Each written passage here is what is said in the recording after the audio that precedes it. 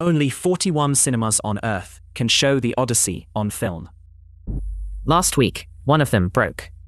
You have almost certainly never been inside one of them. The only one in Pennsylvania. The screening was cancelled. Some people in that room had driven 10 hours to reach it. There are more than 1,800 cinemas with IMAX on the door. They are not all the same machine. A handful of laser rooms can show the full height of the frame. But only 41 still run the physical film print. And the projector that needs is one IMAX no longer builds. There is no factory, no production line, no new replacement. So how does the biggest film of the year end up depending on 41 machines nobody manufactures? The answer starts with a decision IMAX made in 2008. It began replacing its film projectors with digital ones. Cheaper to run, easier to install, good enough for almost every film ever released. It was not sabotage, it was arithmetic, and the arithmetic was right. IMAX grew from a few hundred screens to more than 1,800. The old film machines were switched off and pushed into storage. The suppliers moved on. The specialist parts stopped being made. And then, Christopher Nolan shot an entire film for the format they had just abandoned. Not a few sequences, all of it.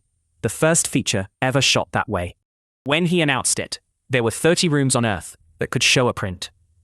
So IMAX went looking for the machines it had spent 20 years retiring.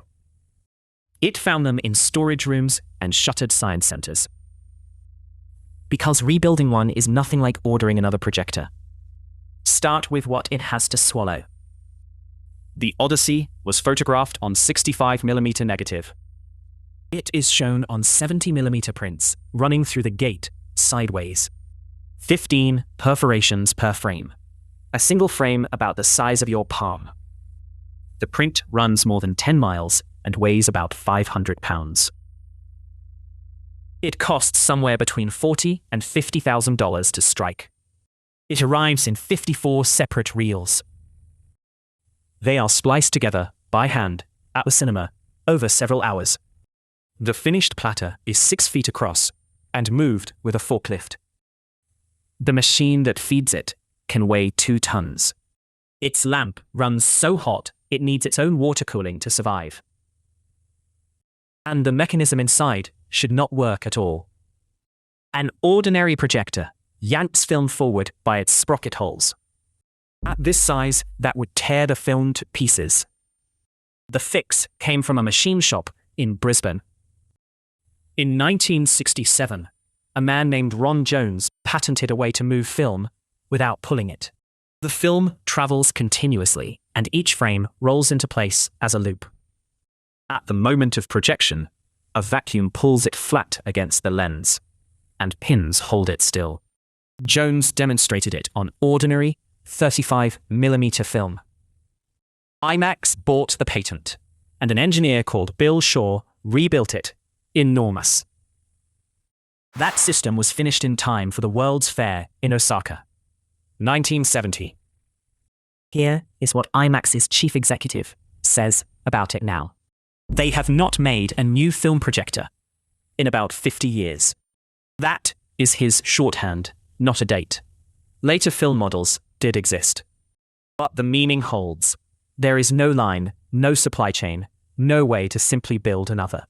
Some parts cannot be sourced at all. Nobody manufactures them, and the market is far too small to be worth anyone's time. So IMAX rebuilt what it could out of the corpses of other machines.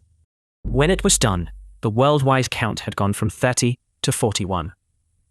11 more, and along the way, one intended projector was lost to the rebuild. One detail from that effort tells you everything about the state of this technology. The real units are controlled by Palm Pilots. The handheld organizer. Discontinued 2 decades ago.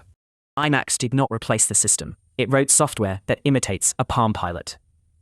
It runs on a Windows tablet, pretending to be a device from the 90s, because the projectionists already know it. And that is the other thing this format still runs on. A person.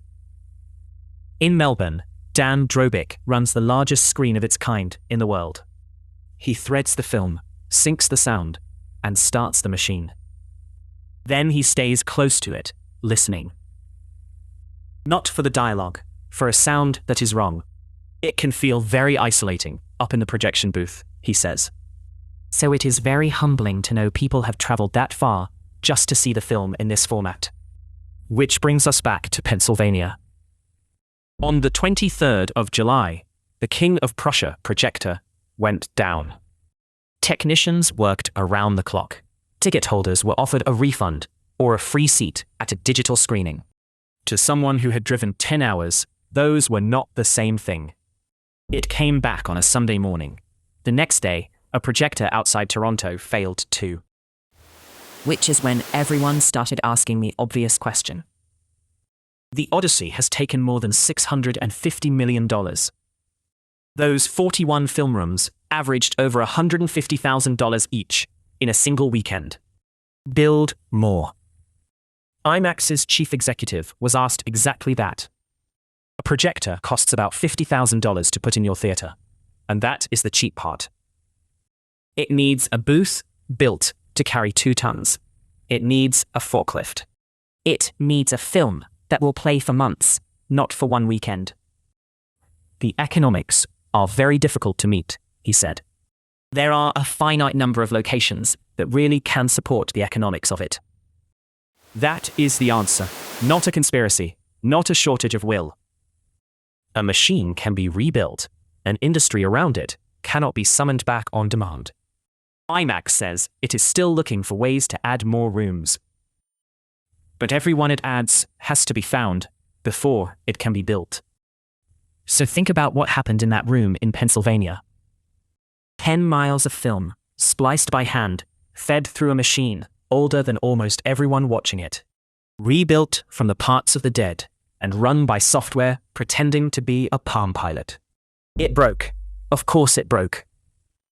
What is strange is not that it failed, it is that it was ever switched on again. We spent 20 years making cinema effortless. Then the biggest film in the world arrived, and people drove 10 hours for the hardest way to watch it. Turns out the sharpest picture in cinema is running on machines that nobody makes anymore.